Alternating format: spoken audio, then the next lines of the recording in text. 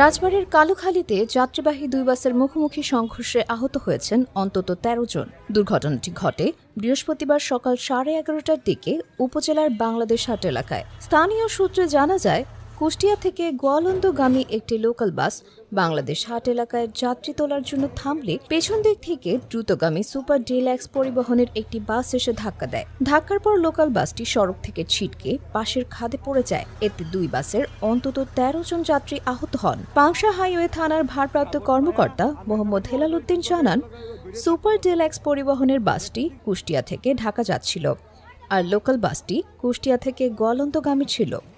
সংঘর্ষের ফলে একটি বাসের সামনের অংশ দুমড়ে মুচড়ে যায় এবং চালক গুরুতর আহত হন। স্থানীয়রা আহতদের উদ্ধার করে কালুখালী উপজেলা স্বাস্থ্য কমপ্লেক্সে পাঠান। পরে ফায়ার সার্ভিসের সদস্যরাও ঘটনাস্থলে গিয়ে উদ্ধার কার্যক্রমে অংশ নেন। আহতদের মধ্যে কয়েকজনের অবস্থা আশঙ্কাজনক বলে জানিয়েছেন চিকিৎসকরা।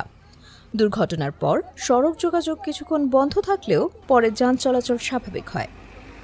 মোহনা খান, প্রতিদিনের রাজবাড়ী।